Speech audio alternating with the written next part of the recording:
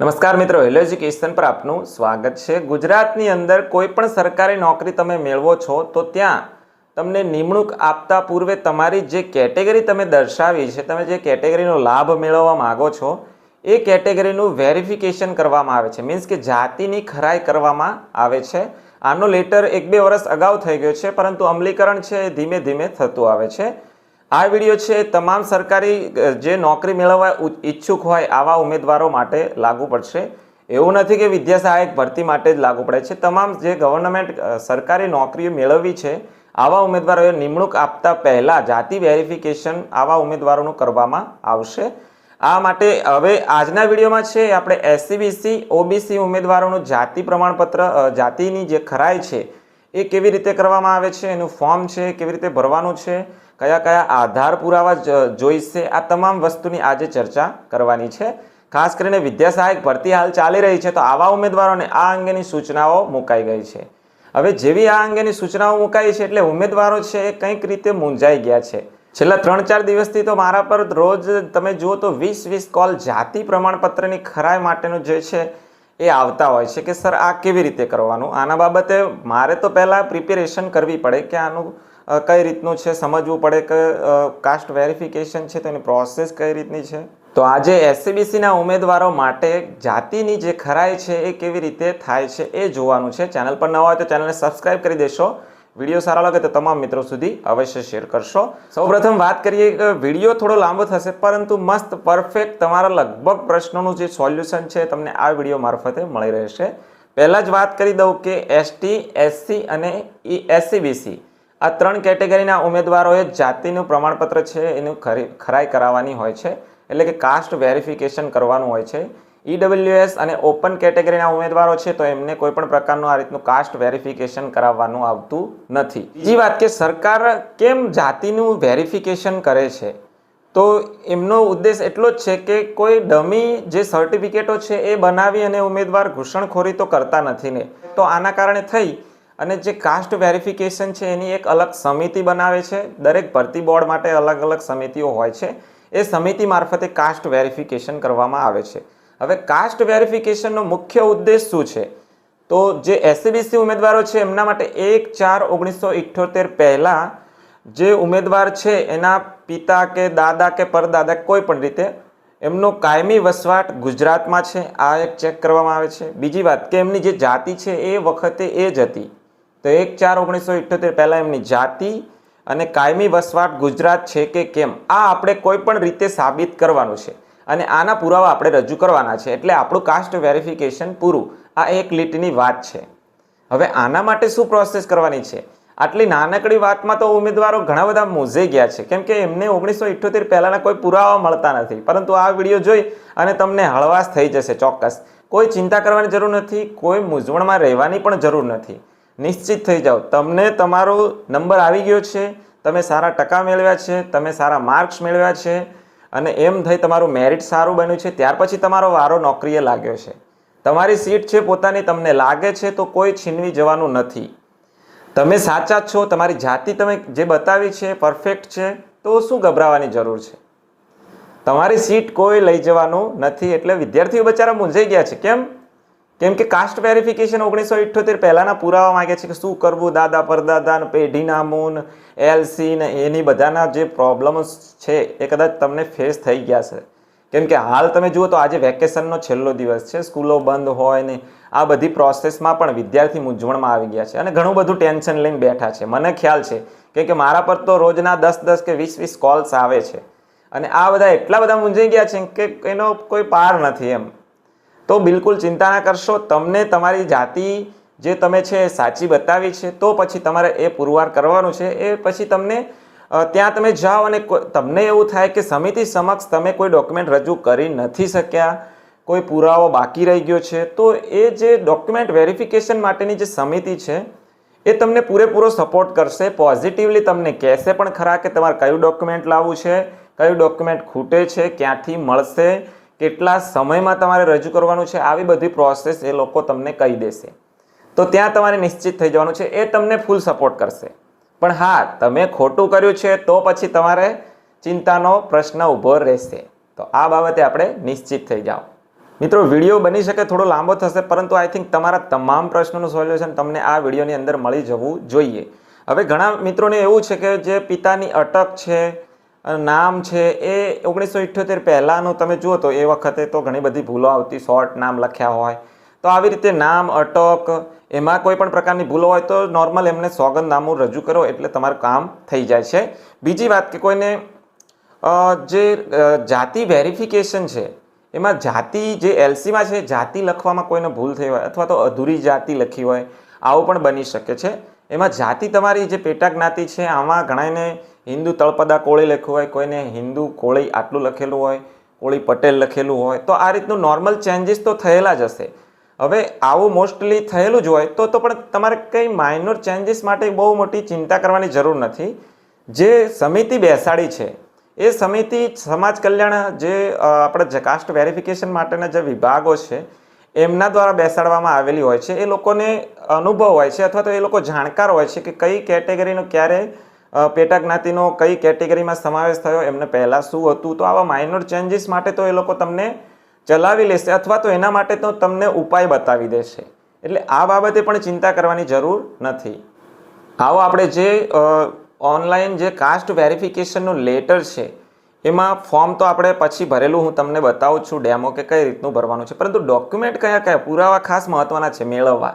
એટલે પુરાવા કયા કયા જોઈશે એ આપણે જોઈ લઈએ. આ રીતનો SCBCના જે ઉમેદવારો છે એમના માટે આ રીતનો લેટર થયો છે. આ જે ઠરાવ છે એને ખાસ આપણે કંઈ લેવા દેવા નથી. નીચે પહેલાં ફોર્મ આપેલું છે, ફોર્મ હું તમને લાસ્ટમાં જણાવું છું. ફોર્મ તો ભરવું એકદમ સિમ્પલ છે. આ રીતનું છે કે સામાજિક અને શૈક્ષણિક રીતે પછાત વર્ગના પ્રમાણપત્રની ચકાસણી માટે ઉમેદવારોએ વિગતો રજૂ કરવા અંગે ધ્યાનમાં લેવા માટેની સૂચનાઓ. ધ્યાનથી સાંભળજો, મસ્ત મજા આવશે. પરફેક્ટ તમને સોલ્યુશન આપવાનું છે. પહેલાં તો જે ફોર્મ છે એ નિયત નમૂનામાં ભરી અને પછી આપણે રજૂ કરવાનું છે. એટલે ફોર્મનું અહીં આપેલું છે. ત્યાર પછી સામાજિક અને શૈક્ષણિક રીતે પછાત વર્ગ અંગેના જાતિ પ્રમાણપત્રની ચકાસણી માટે ઉમેદવારે રજૂ કરવાના આધાર પુરાવા. અહીં આપણે ચેક કરવાનું છે કયા કયા આધાર પુરાવા જોઈશે. ખાસ અગત્યનું કે ઉમેદવારના જાતિ અને શાળાકીય પુરાવા જેમાં જાતિ દર્શાવવામાં આવેલી હોય, એટલે તમે જે જાતિ છે એ દર્શાવેલી હોવી જોઈએ. SCBC અને જે પેટા જાતિ છે એ પણ તમારે પુરાવા માટે દર્શાવેલી હોવી જોઈએ. એવી રીતે કહે છે કે પહેલું છે ઓપ્શન તો ઉમેદવારનું સામાજિક અને શૈક્ષણિક રીતે પછાત વર્ગ અંગેનું જાતિનું પ્રમાણપત્ર. આ તો તમે ભરતી આવી અને ફોર્મ ભર્યું ત્યારે તમે રજૂ જ કરેલું હશે, તો એ જાતિનું પ્રમાણપત્ર. ત્યાર પછી બીજા નંબરે છે કે ઉમેદવારના ધોરણ 10 અથવા ધોરણ 12ના શાળા છોડ્યાનું પ્રમાણપત્ર અથવા વયપત્રકનો ઉતારો. તો તમારે બધાની પાસે LC તો હશે જ. આ ઉમેદવારનું માગ્યું છે એટલે ઉમેદવારનું જાતિનું અને LC આ બે આવી ગયા. હવે ખાસ ત્રીજા નંબરનો અગત્યનો મુદ્દો છે કે ઉમેદવારના પિતાશ્રીના શાળા છોડ્યાના પ્રમાણપત્ર અને ધોરણ 1નો વયપત્રકનો ઉતારો. હવે આ બાબતે તમને ખાસ સમજાવી દઉં કે ઉમેદવારના પિતા છે એ જો ભણેલા હોય એટલે કે શિક્ષિત હોય તો પછી એ લોકોએ છે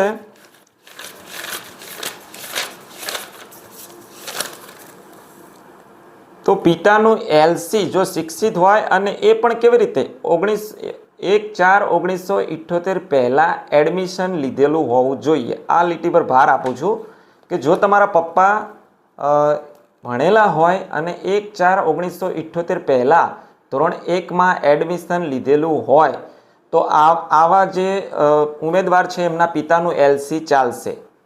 હવે અહીં LC ચાલશે એવું મેં કીધું એટલે પછી એવું નહીં કે 1978 પછીનું LC તમે બતાવો. ઘણા ઉમેદવારને એવું થશે કે 1/4/1978 પહેલાં તો એડમિશન લીધું જ હોય પરંતુ LC છે એ પછીનું હોય, 1/4/1978 પછીનું હોય. તો આવા ઉમેદવારે એમના વયપત્રકનો ઉતારો લેવો પડે. જે શાળામાં એડમિશન લીધું છે ત્યાંથી વયપત્રકનો ઉતારો લેવો પડે. એટલે આટલું ખાસ ધ્યાનમાં રાખો કે 1/4/1978 પહેલાંનો પુરાવો રજૂ કરવાનો છે, જેમાં જન્મ તારીખ એટલે પિતાનો LC હોય તો પિતાની જન્મ તારીખ, પછી જન્મ સ્થળ જે આપણે ગુજરાતમાં કાયમી વસવાટ કરે છે એ માટે, અને જે જાતિ છે. આ સ્પષ્ટ 3 વસ્તુ પુરવાર થવી જોઈએ. હવે મેં તમને હું કહી દઉં કે LC તમારું 1/4/1978 પછીનું હોય પણ એડમિશન 1/4/1978 પહેલાં હોય તો આવા જે ઉમેદવાર છે એમના પિતાનું LC ચાલશે. એટલે ખબર પડી જાય તો પિતાનું LC અને વયપત્રકનો ઉતારો. હવે વયપત્રકનો ઉતારાનો નમૂનો છે તમને હું અહીં બતાવું છું. એ પ્રમાણે સ્ક્રીન પર તમારે વયપત્રકનો ઉતારો આવે. થોડા ચેન્જીસ આવે, પરંતુ એની અંદર જન્મ તારીખ, સ્થળ અને જાતિ આ 3 વસ્તુ ઇન્ક્લુડ થયેલી હોવી જોઈએ. એટલે આ રીતનો જે ઉતારો છે વયપત્રકનો એ ચાલશે. એટલે એલસી અને વયપત્રકનો ઉતારો આ 2 વસ્તુ થઈ પિતાનો. જો આ એક જ પિતાનું આ રીતનું એલસી અને વયપત્રકનો ઉતારો મળી જાય છે તો પછી તમારે ગભરાવાની બિલકુલ જરૂર નથી. એટલે અહીં તમે નિશ્ચિત થઈ જાઓ, બીજા કોઈ પુરાવાની જરૂર પડશે નહીં. એટલે આટલું ખાસ ધ્યાનમાં રાખો. તો અહીં પિતાનું એલસી તમને મળી જાય અને વયપત્રકનો ઉતારો મળી જાય 1/4/1978 પહેલાં તમને આ જાતિ સાબિત કરવા માટે જ માગે છે. તો આ ખાસ ધ્યાનમાં રાખો. તમે એ જાતિ પુરવાર કરી દેશો પછી કોઈ બીજા પુરાવાની ઝંઝટ છે જ નહીં, કારણ કે તમારા પિતાનું જ મળી ગયું છે. આમાં પેઢીનામાની પણ જરૂર નથી. જ્યારે તમારા પિતાનું એલસી અથવા વયપત્રકનો ઉતારો તમે રજૂ કરો છો ત્યારે વિદ્યાર્થી બિચારા મૂંઝાઈ ગયા, કેમ કે એમની જોડે તો અત્યારથી જ આ લોકો દોડધામ શરૂ કરી દીધી કે વયપત્રકનો ઉતારો દાદા પરદાદાનું લેવા ચાલે જશે. અને કેમ કે એમને બિચારા ડોક્યુમેન્ટ વેરિફિકેશન માંડ તો નંબર આવ્યો, આપણો મેરિટ કેવી રીતે બન્યું હોય આપણને બધાને ખ્યાલ છે. તો અહીં વિદ્યાર્થી બચારા મૂંઝાઈ ગયા છે. એટલે તમારે નિશ્ચિત રહી જવાનું, કોઈ ચિંતા કરવાની જરૂર નથી. તમારા પિતાનું એલસી, વયપત્રકનો ઉતારો 1/4/1978 પહેલાં તમે જાતિ પુરવાર કરો છો તો પછી બીજા કોઈ ડોક્યુમેન્ટની જરૂર પડતી નથી. તો આ ખાસ ધ્યાનમાં રાખો.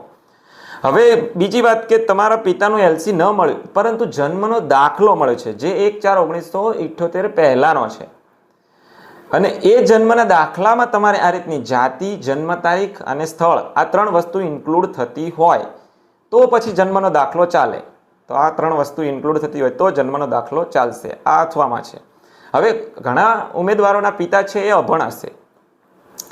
અભણ હોય તો એવા કિસ્સામાં કાકા, ફોઈ, દાદા, પરદાદા એ અહીં હું તમને મોબાઈલની અંદરથી જ બતાવું છું કે ઉમેદવારની સામાજિક શૈક્ષણિક રીતે પછાત વર્ગની જાતિ, પેટા જાતિ બતાવવામાં આવી હોય 1/4/1978 કે તે પહેલાંના પિતા સિવાયના, જો હવે આ મુદ્દો આવ્યો છે, પિતા સિવાયના પિતૃપક્ષના આધારો એટલે કે કાકા, ફોઈ, દાદા, પરદાદાનું શાળા છોડ્યાનું પ્રમાણપત્ર અને ધોરણ 1ની શાળાનો વયપત્રકનો ઉતારો તેમજ તલાટી કમ મંત્રી, રેવન્યુ તલાટી સમક્ષનું પેઢીનામું રજૂ કરવાનું રહેશે. આવા આધાર પુરાવાની વિગત ફોર્મના ક્રમ 13માં દર્શાવવી. હવે તમારા પિતા અભણ હોય તો પછી તમારે આ ચોથો મુદ્દો અનુસરવાનો થાય છે કે તમારા કાકા, ફોઈ, દાદા, પરદાદા જે પિતૃપક્ષના પિતા સિવાયના જે આવા આધારો છે એ આ વ્યક્તિઓના તમે મેળવી શકો છો. હવે આ વ્યક્તિઓને જ્યારે તમે આધારો મેળવો છો ત્યારે પણ આ જ વસ્તુ મેં તમે જે પિતા માટે જે ટર્મ્સ એન્ડ કન્ડિશન કીધી છે એ જ લાગુ પડશે કે 1/4/1978 પહેલાં તમે દાદા, પરદાદા કે જે કોઈનું તમે લાવો છો ડોક્યુમેન્ટ એ 1/4/1978 પહેલાંનું હોવું જોઈએ. એમનું એલસી મળે છે તો પણ 1/4/1900 પહેલાં એ શાળામાં દાખલ થઈ ગયેલા હોવા જોઈએ. તો એલસી, વયપત્રકનો ઉતારો અને ત્રીજું અહીં માગ્યું છે કે પેઢીનામું તલાટી કમ મંત્રીનું. કેમ કે એ તમારા સંબંધમાં થાય છે એ તો સાબિત કરવું પડે ને, તો એના માટે પેઢીનામું. તો 3 વસ્તુ જો તમારા પિતૃપક્ષના આધાર પુરાવા તમે રજૂ કરો છો તો એવું નથી કે બધાય ના લાવવા, કોઈ પણ એકનું લાવો તો પણ ચાલે. તો આવી રીતનું છે, બરાબર.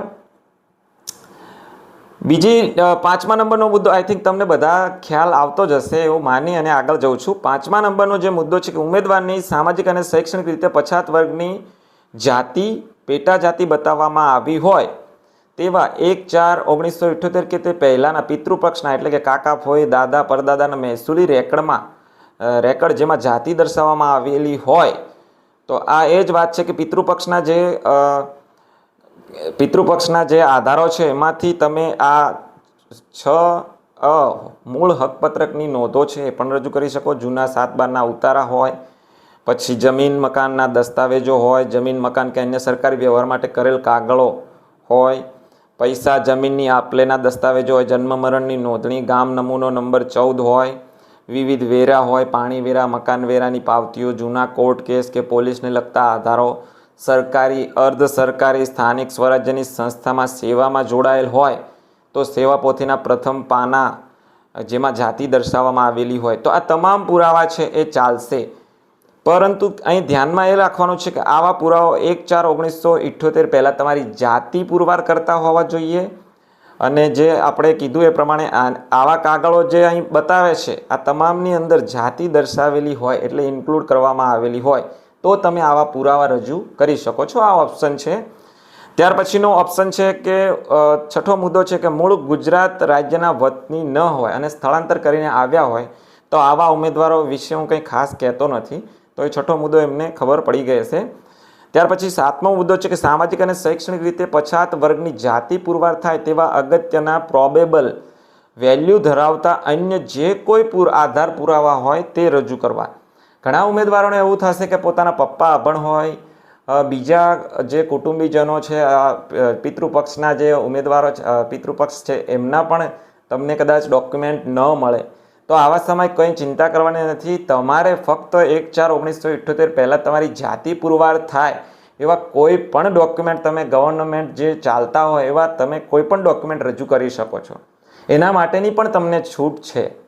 છેવટે સરકારનો ઉદ્દેશ તો એટલો જ છે કે 1/4/1978 પહેલાં તમારી જાતિ છે એની ખરાઈ થવી જરૂરી છે.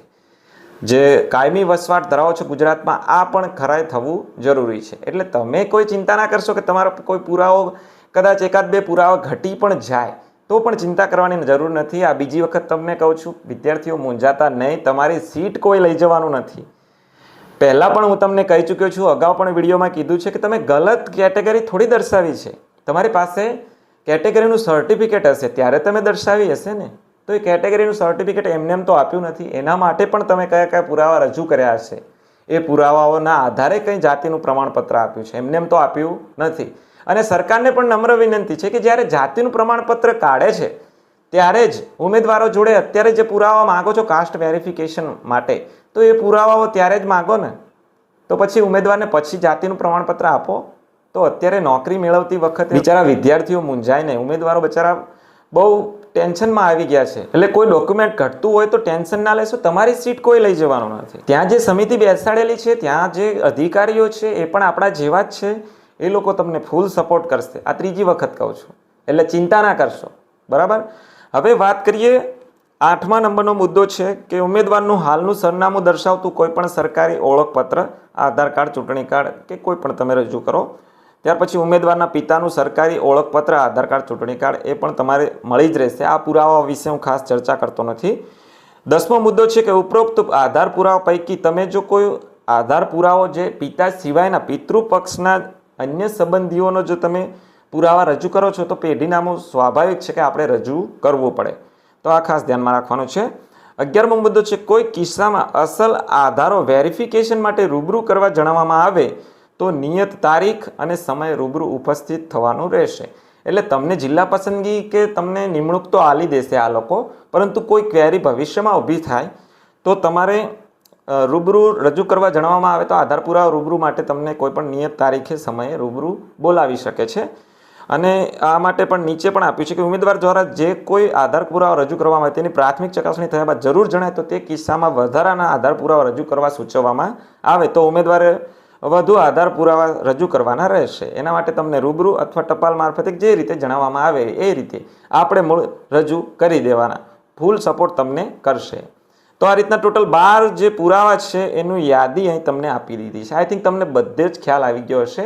ઇન શોર્ટ તમને છેલ્લે પણ એ કહી દઉં કે તમારા પિતાનું જો એલસી તમને મળી જાય છે, એમનું એડમિશન 1/4/1978 પહેલાં થયું હશે તો તમારે બીજા કોઈ પણ પુરાવાની ઝંઝટમાં પડવાની જરૂર નથી. ત્યાં જ તમારું કામ થઈ જાય છે. જાતિ વેરિફિકેશન ત્યાં જ થઈ જાય. પરંતુ હા, તમે જે પણ એલસી કે વયપત્રકનો ઉતારો રજૂ કરો તો એની અંદર જાતિ સ્પષ્ટ દર્શાવેલી હોવી જોઈએ. ગુજરાતમાં કાયમી વસવાટ કરો છો એ રીતનું સ્થળ પણ દર્શાવેલું હોવું જોઈએ. તો આ પણ ધ્યાનમાં રાખવાનું છે. ઘણાને ખાલી હિન્દુ જ લખેલું હોય તો આનાથી જાતિ પુરવાર થતી નથી. તો આ પણ ખાસ ધ્યાનમાં રાખવાનું છે.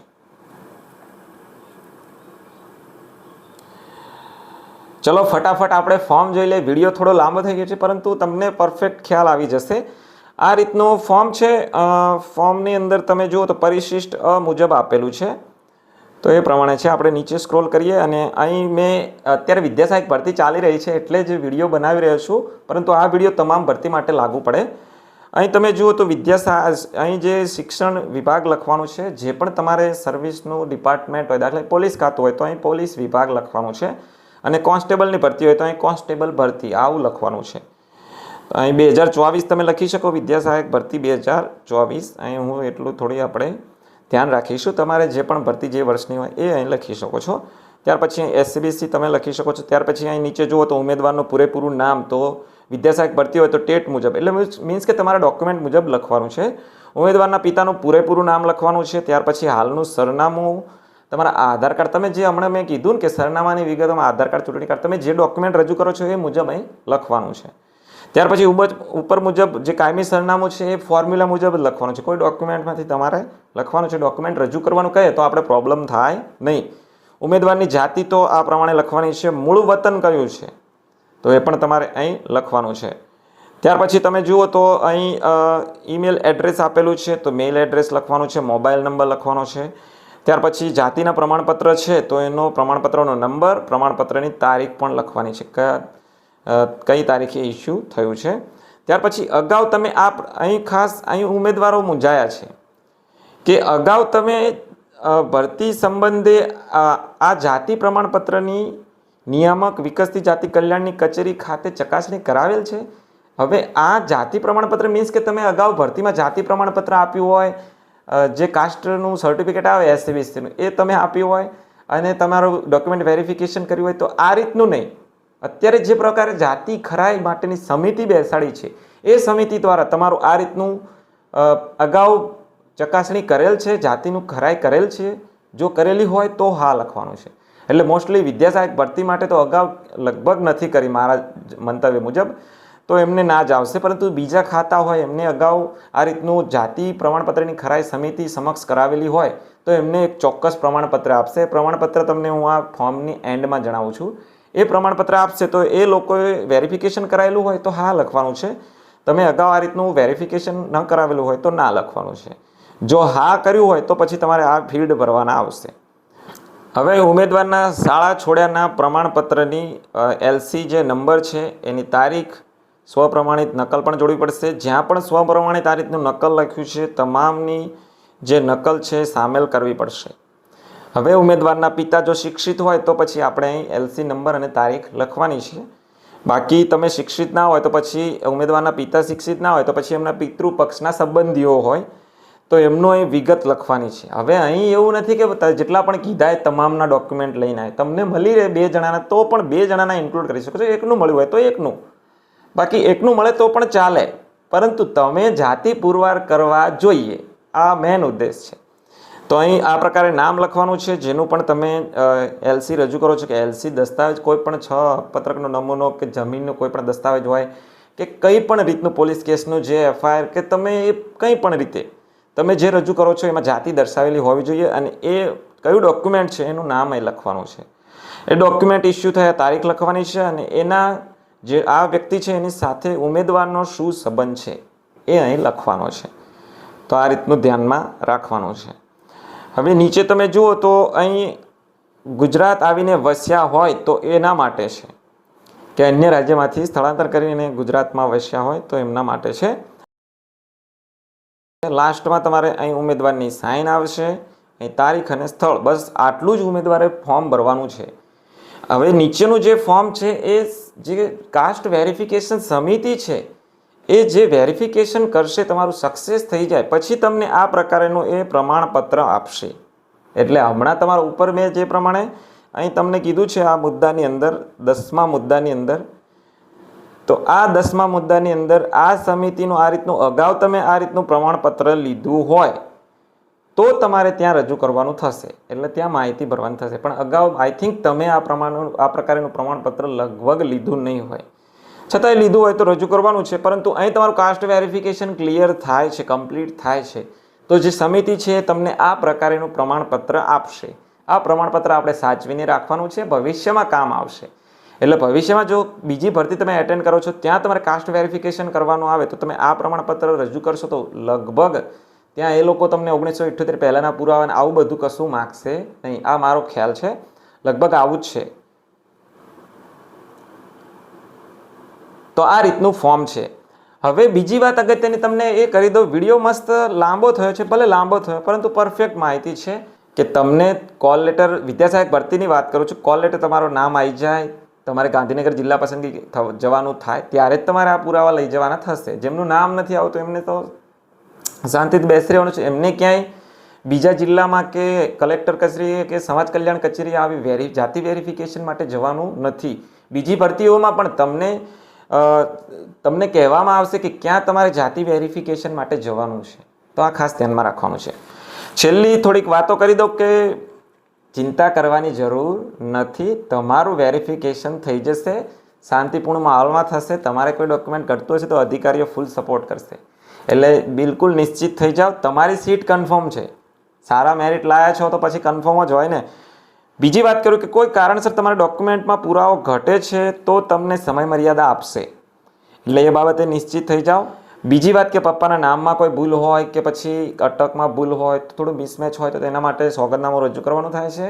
બાકી વધારે કંઈ રજૂ કરવાનું આવતું નથી. જાતિ તમારી સ્પષ્ટ થવી જરૂરી છે. 100ની એક વાત, એ પણ 1/4/1978 પહેલાં SC/BC ઉમેદવારો માટે. ફરીથી કહી જાઉં છું કે 1/4/1978 પહેલાં શાળામાં તમારા પિતા અથવા જેનું પણ રજૂ કરો એ દાખલ થયેલા હોવા જોઈએ, અને આવા જ પુરાવા તમારા LC કે રજૂ કરો શાળાના, તો એ આવા પુરાવા હોવા જોઈએ. બાકી તો હકપત્રકનું ને બધું તમે રજૂ કરો તો 1/4/1978 પહેલાંનું હોવું જોઈએ.